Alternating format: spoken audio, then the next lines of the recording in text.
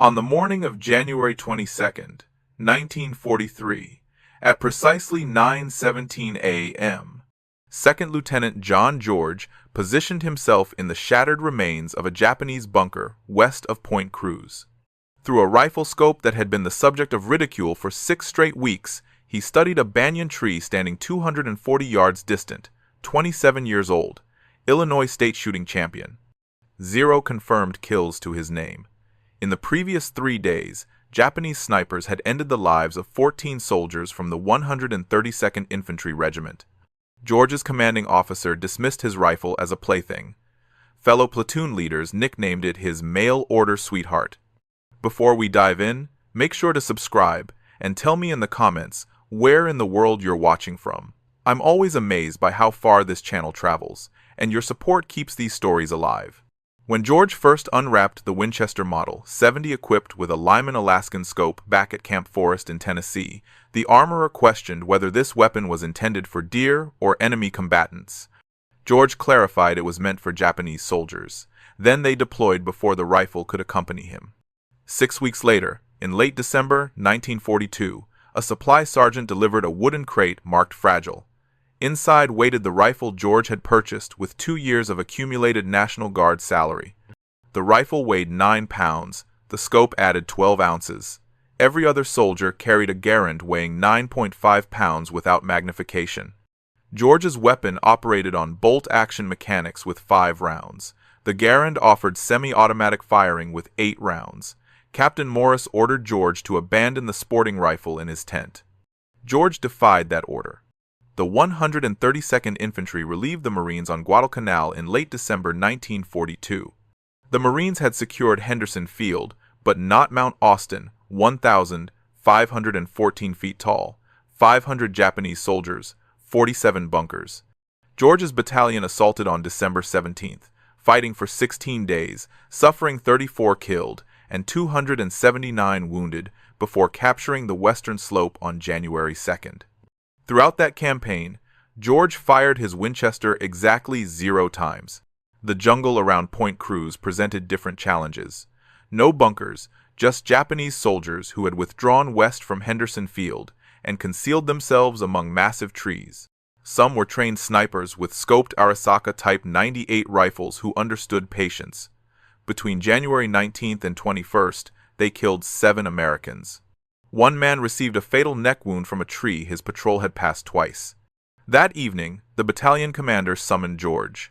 Japanese snipers were eliminating his soldiers faster than malaria. He questioned whether that mail-order rifle could deliver results. George outlined his qualifications.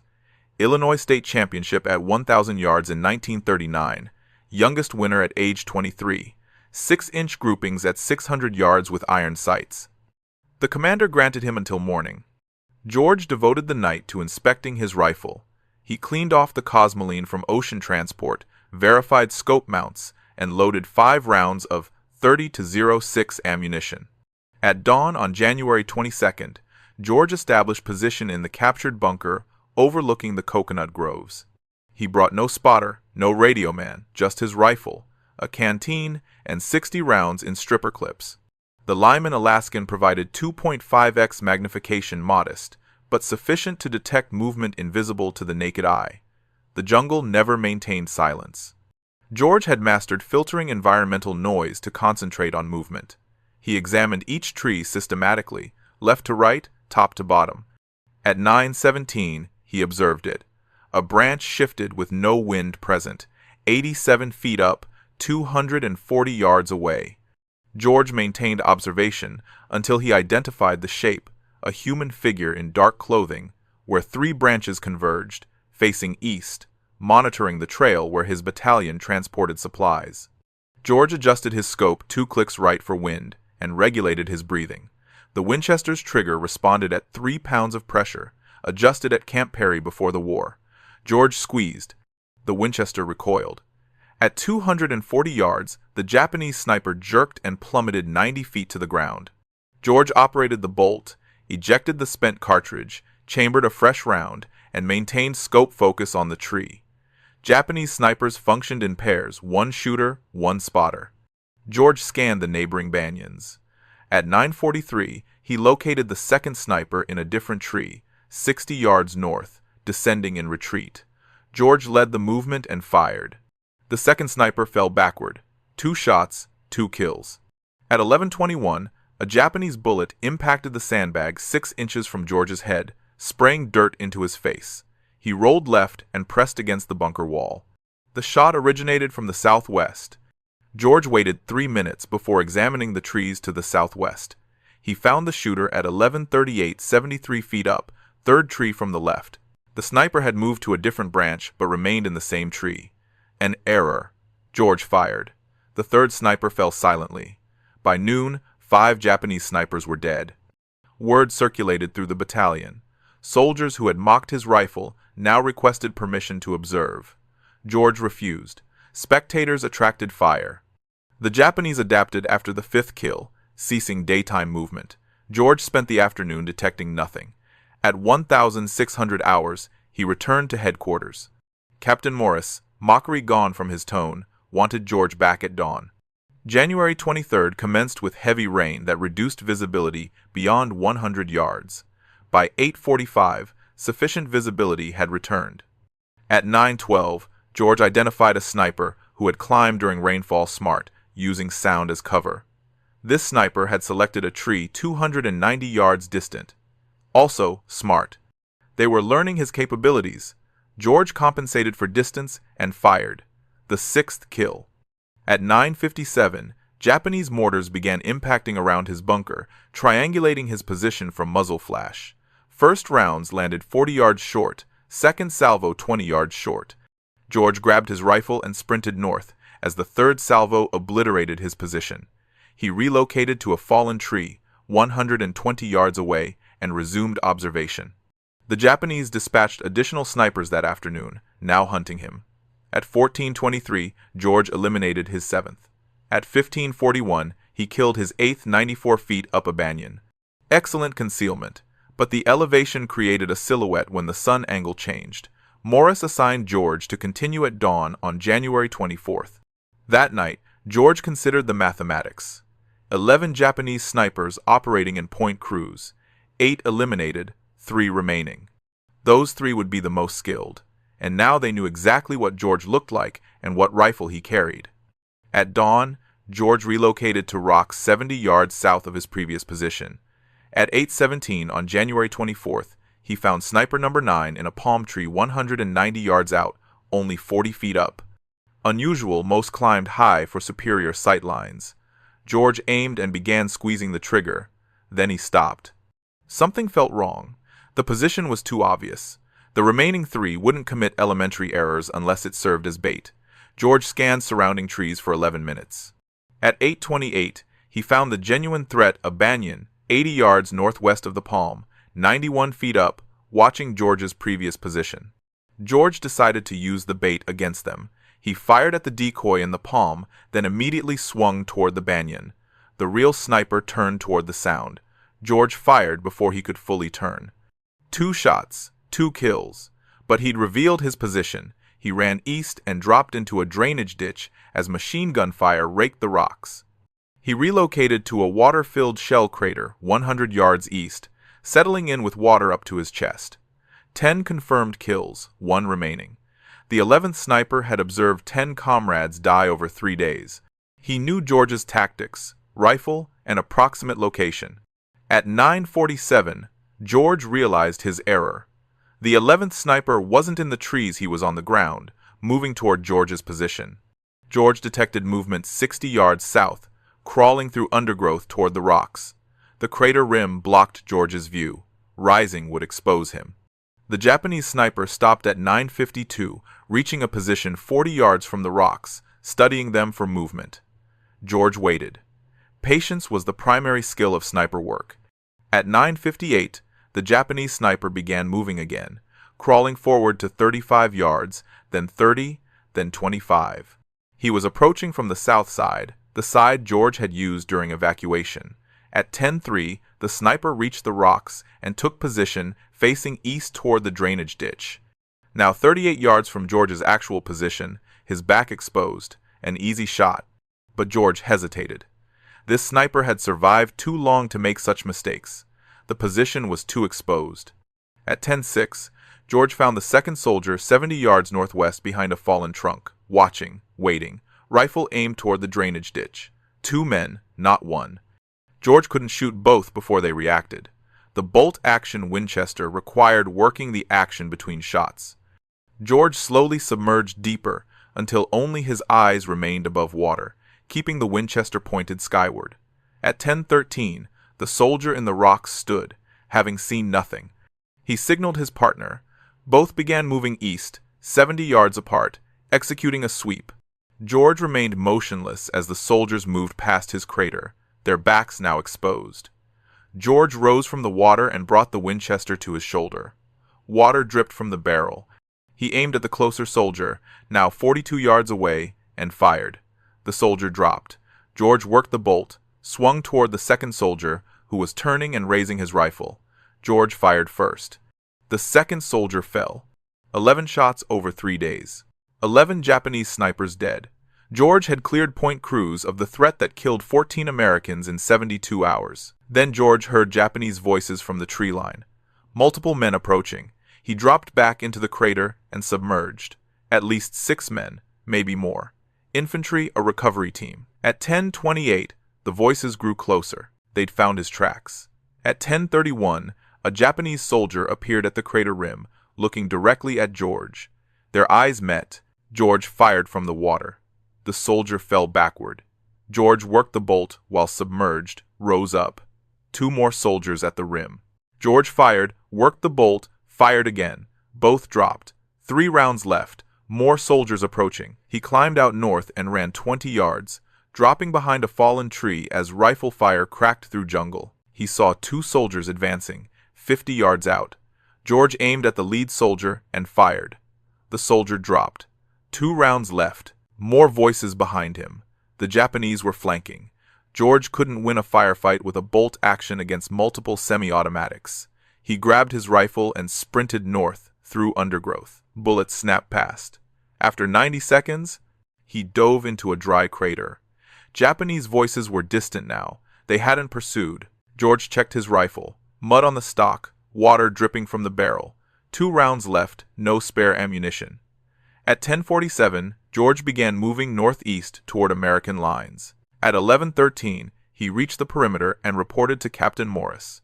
11 Japanese snipers killed over 4 days, 12 rounds fired, 11 hits, then a firefight with infantry, 3 more kills, 5 rounds total. Morris told George to clean his rifle and rest. The battalion was moving east. Point Cruz was no longer priority. The Japanese were evacuating Guadalcanal. That afternoon, Colonel Ferry, the regimental commander, asked if George could train other men. Ferry had 14 Springfield rifles with Untold scopes and 40 expert marksmen. He wanted George to create a sniper section. George accepted on one condition: he kept his Winchester. Ferry approved. Training began January 27th with 40 men. George taught breathing control, trigger squeeze, reading wind. The Springfield rifles weighed 11 pounds with Untold scopes. By January 30th, 32 men could consistently hit man-sized targets at 300 yards. George divided them into 16 two-man teams, shooter and spotter. On February 1st, George took 4 teams west of the Matanico. At 7:20, George fired at a Japanese soldier on a trail. Over 6 hours, his team engaged 8 soldiers, 7 shots, 6 kills, 1 miss due to wind. The other teams reported similar results. 23 Japanese killed that day, 0 American casualties. By February 9th, the section had 74 confirmed kills. On February 7th, a Japanese rifleman shot George in the left shoulder. The bullet passed through muscle without hitting bone. George was evacuated to a field hospital. During his recovery, the Japanese completed their evacuation. The campaign was over. George's sniper section had operated 12 days, 74 confirmed kills, 0 friendly casualties. Colonel Ferry recommended George for a Bronze Star. While recovering, orders came from Pacific Command. The Army needed experienced officers for Burma. George volunteered. By March, he was heading west, his Winchester packed in a waterproof case. George joined the 5,307th Composite Unit in April 1943, the unit men called Merrill's Marauders. 3,000 men training for long-range penetration tactics and jungle survival. George modified his Winchester for Burma, replacing the Lyman with a lighter Weaver 330 scope and installing a synthetic stock, reducing weight from 9 pounds 12 ounces to 8 pounds 14 ounces.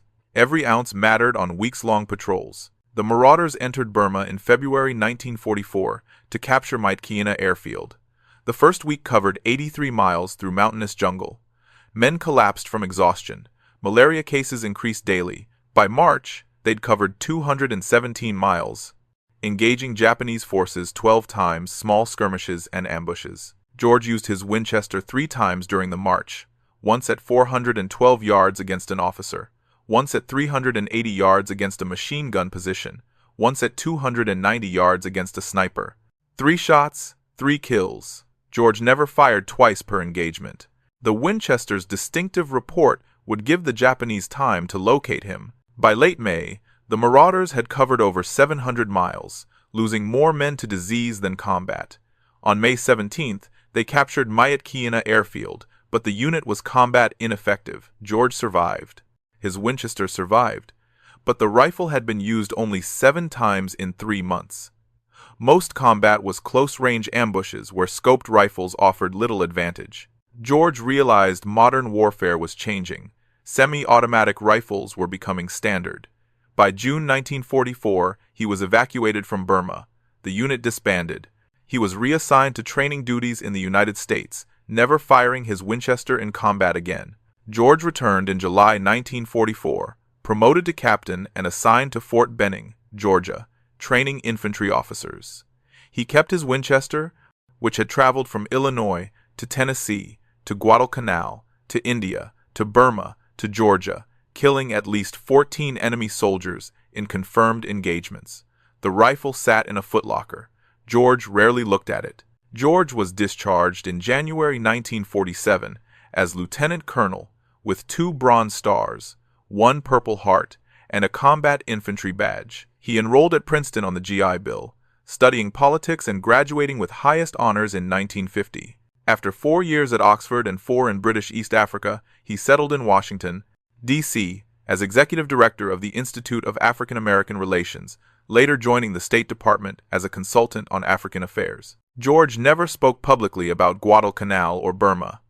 Colleagues knew he'd served, but didn't know about Point Cruz, the Japanese snipers, or the Winchester Model 70 inches his home. In 1947, George wrote down what happened not for publication, just his own record. He wanted to document jungle warfare while details were fresh. The manuscript grew to over 400 pages. A friend at the National Rifle Association suggested publication. George was reluctant. The book was technical, detailed descriptions of rifles and ballistics. But the NRA convinced him. Published in 1947 as Shots Fired in Anger, it became a classic among firearms enthusiasts and military historians, describing George's experiences with clinical precision. No embellishment, just facts about what worked in combat. The book remains in print today as a reference for collectors and historians. George's descriptions of Japanese weapons remain some of the most detailed contemporary accounts available. George lived to see the United States fight Korea, Vietnam, and the Gulf War. He watched military rifles evolve from the Garand to the M14 to the M16. He watched sniping become a formal military specialty with dedicated training and equipment. He watched World War II lessons being relearned by new generations. John George died on January 3, 2009, at age 93. The Winchester Model 70 that killed Japanese snipers on Guadalcanal was donated to the National Firearms Museum in Fairfax, Virginia. It sits in a display case with a placard. Most visitors walk past without stopping. It looks like any other vintage hunting rifle, but it's not. It's the rifle that proved a state champion marksman with a mail-order scope could outshoot professionally trained military snipers. The rifle that cleared Point Cruz in 4 days when an entire battalion couldn't in 2 weeks. The rifle that changed how the American military thought about individual marksmanship in modern warfare. If this story moved you, hit that like button. Every like tells YouTube to show this story to more people. Hit subscribe and turn on notifications. We're rescuing forgotten stories from dusty archives every day. Stories about riflemen who proved themselves with skill and courage. Real people, real heroism.